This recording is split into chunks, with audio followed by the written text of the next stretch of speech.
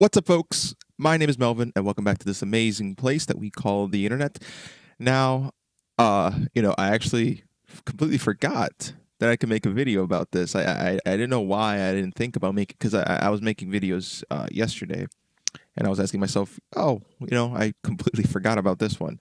Now, by the time this video gets posted, it's probably going to be too late. Like not like too late, but like it won't be like mainstream. People will stop talking about it, but hopefully people can still have a conversation. Hopefully things I bring up can bring, a little bit more dialogue to this. So recently Casey Neistat was able to interview one of like the top people of YouTube. Well, not interview, but ask questions. Just ask questions. He essentially just asked them if there was someone I could talk to. And then yeah, they got one of the top people to come down to New York and he had an interview with them. Now, we kind of have to look at this from different perspectives. Once we got to look at Casey Neistat's perspective, who he's not a journalist. He doesn't really ask tough questions to people. That's just kind of not who he is. He's just like a kind of, his personality is really, really laid back. I don't know. I just never seen him as a super serious person unless it comes to filmmaking. That is when he is at his most serious or at his, pinnacle of like paying attention to detail.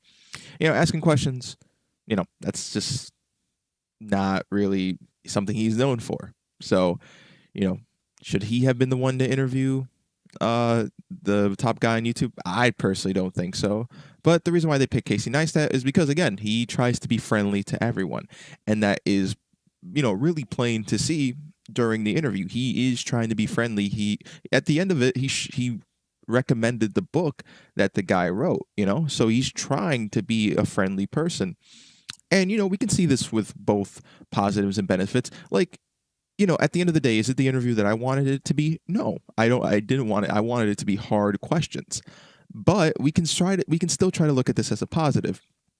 We can see that Casey is trying to show that creators, can coexist with the top people on YouTube. It's not just a separate thing. We feel that it is separate, and in a lot of ways it is. We see a lot of top channels get demonetized for absolutely no reason. And I'm sure if there was more communication involved, that kind of stuff would never happen. Like, I'm pretty sure if this interview thing happened before, I'm pretty sure Casey Neistat's video on a controversial topic would have never been demonetized in the first place. But then, Jimmy Kimmel's was always demonetized. I'm pretty sure if Casey had that conversation before, it would just be the same.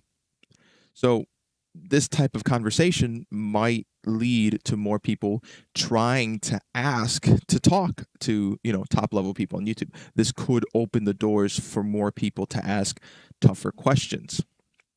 Now, because throughout the interview, honestly, there was no tough questions. Everything that was being asked, everything that was being answered, it was essentially things I've already heard before. What's with the yellow dollar sign? Everyone knows that the yellow dollar sign is simply so that there's no chance of top advertisers to be put on a video that might be seen as controversial or maybe have hate speech on it. That is the reason for the yellow dollar sign. And there have been many debates on the yellow dollar sign that I wish was brought up here. For example, some of those controversial videos that people made a big deal about before only had like 1,000 views. That's one of the things. And another thing with advertising is how effective is advertising really? How effective is it in terms of the video you're going to watch? If you're going to watch something that includes hate speech on it, is that going to make PepsiCo look bad? Would that make PepsiCo look better if they advertised on it? Like, wow, forget this video. I just want a Pepsi. I don't know. Those things were not really discussed. I guess the power of advertising and what small YouTube channel creators can do to grow. That question was brought up, but the answer was very, very vague. It was like, "Oh, we only want the best of the best." Well, obviously, but you're not really telling us what the best of the best is because some channels are being demonetized and some channels are being monetized, and you're not really telling us how to be on the monetized section instead of the demonetized section. There's no real answers. One of the biggest answers, if Casey would have seen this video, there was a video that Nerd City did where if your channel is demonetized, it will have specific codes, and those specific codes will tell you is essentially telling you why your video was demonetized. I wish Casey had seen that video and then asked the guy those questions, like, what do these numbers mean, and how many ways can your videos be demonetized? These are very, very important questions. One of the main problems with YouTube's business practice is that they're not really being treated like YouTube creators are not being treated with respect because they don't have the rules. They don't have any of the rules of how they want how they should act on the platform. I personally think there shouldn't be rules on the platform, but if you're going to be monetized for specific reasons and demonetized for specific reasons, then you're essentially saying, "Oh, there are rules." You know, I like to, like I don't want to sound like, oh, back in my day, but yeah, back then people were free to sort of make the content they wanted, and advertisers were more than happy to put their stuff on there. And I think this is just advertisers trying to take control of how their content is seen. We want our content to be pristine. We only want the best of the best. I mean, like it's advertisers trying to take more of the piece of the pie. That's essentially what they're trying. They're playing hardball with YouTube. I think they're really trying to do that.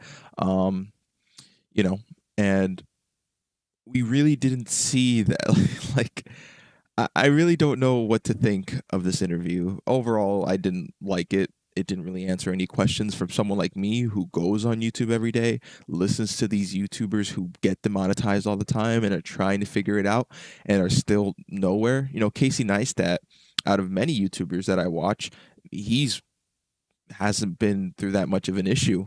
I wish someone like Philip DeFranco was in that because he had to go on Patreon to actually, get funding. I know he has advertisers, but still, YouTube wasn't going to pay him. So why didn't they get someone like Philip DeFranco? They should have gotten someone who had to go through stuff with YouTube. Casey Neistat really benefited from YouTube in every single way. And I know Philip DeFranco did too, but still, I would have rather had someone who has dealt with more stress from YouTube. I mean, out of all YouTube creators I can think of, YouTube has treated Casey Neistat really, really well. So I would have preferred someone else. And then I just want a side note here. Gizmodo really, really hates Casey Neistat. I was trying to look up articles to see if there's any quotes, and the title they gave was like, Casey Neistat should stick to marketing. And then the top thing was like, you're a vlogger, I guess. I don't know what that is. And Boosted Board spokes thing, Casey Neistat. Like, wow, they really hate Casey Neistat. And I don't know why. I think it's just because maybe Gizmodo hates YouTubers in general. But yeah, like some of the artists, CNN breaks up with adult teen Casey Neistat. Like, oh my gosh, name calling. Ooh. Why did CNN just buy a totally useless app? 35-year-old teen Casey Neistat says a few stupid things. Like, these are the types of articles that Gizmodo makes. And then this shows me more and more that, like, these type of websites that try to create news and articles. They're not really trying to create news and articles. They just want attention. Like, this is just showing me that they want attention. It's crazy. That's just a complete side note. But yeah, those are just some simple things. I wish there was more I could say. I wish I could analyze this more, but there's really not much to it. I guess if any of you are watching this video, please tell me what is the one question you would have for YouTube. Because what Casey Neistat said in this video was that he picked his questions based on what every YouTuber would say. So if you are a YouTuber, or maybe you're not a YouTuber, you just watch a lot of content, tell me in the comments below what type of things you would have said if get to talk to the main person on YouTube. I mean, the guy himself seems interesting. There's nothing wrong with him in general. It's just company everyone has issues with. So I don't know. I would love to hear what you guys think down below. I hope you have an amazing time, whether on or off the internet.